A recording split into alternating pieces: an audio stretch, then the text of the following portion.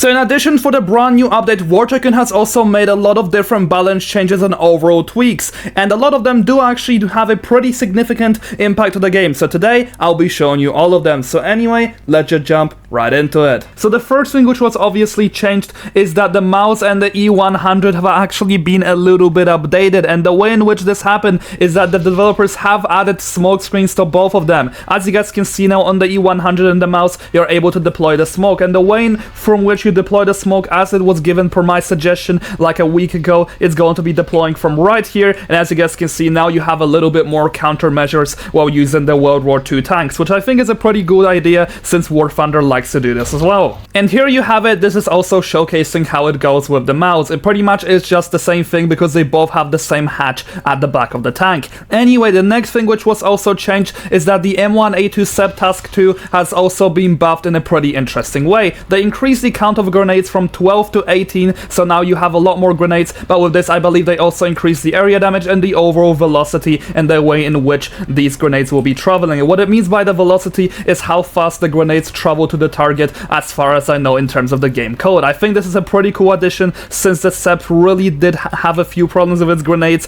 and they really did end up not being the most useful thing in the world. So I'm really glad that they decided to buff it in a pretty cool way, though I do believe that the reload is now a little bit faster, which is something that wasn't included in the update log. Anyway, the next change which was made in this update is a little bit more of a visual change. It doesn't actually impact the gameplay, but the Su-57 and the F-35 has received a thrust vectoring animation. As you guys can see, when you're turning, the animation is clearly seen in there, and there is pretty much no more to it. That's pretty much everything that we have. As you guys can see, we are able to basically change the way that the thrust system works. And let me quickly show it for you guys on the Su-57, since it's going to be a twin engine, unlike the F-35 who only has a single one. So anyway, let me quickly get the Su-57. So here we have it. Let's quickly take off of it, and I'm going to be doing a little bit more of a turn. And then when we go ahead and do this, as you guys can see, this feature is also seen on the Su-57. I believe we do not have it on the F-22, though I do hope that it's going to be added to it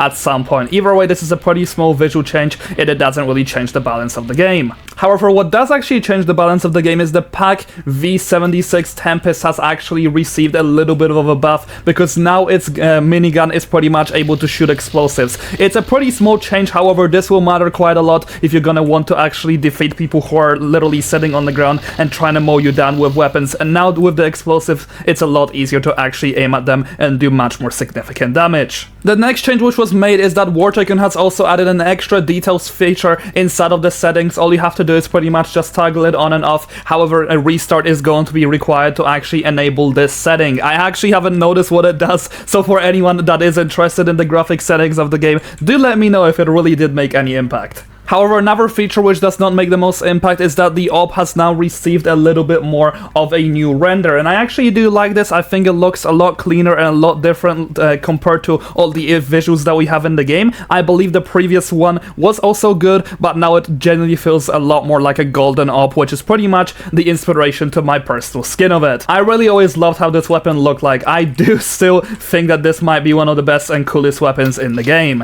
Anyway, the final change which was also made in this update, it's not going to be noticeable until you're going to be fighting your enemies, and it is pretty small. However, what the developers decided to do is pretty much buff the Abrams X Javelin lock-on FOV, and what this basically means is, you see how you're losing the lock on the Abrams X Javelin while you're moving around the environment? Basically what the FOV is basically going to be a little bit like a circle which you have to put your crosshair into in order to actually be able to lock the Javelin. So for example, it was pretty small back then, and now they made it a little bit bigger, and it's like a much bigger circle in a sense. That's pretty much going to be the easiest way to explain it to you. Even if I show you gameplay of the Abrams X, you're not going to be able to notice it until you truly do feel like the Javelin is losing lock-on a lot less. Anyway, those were all the main changes that were made in this brand new update. There were some more bug fixes which I'll put on the screen right now. If you want to pause the video and read them, go ahead, but I won't be covering all of them because I just believe that there is way too many of them to go through, and I don't want to make this video like 10 minutes long. Anyway, I'll see you guys next video. Have a great day, and thanks so much to my channel members.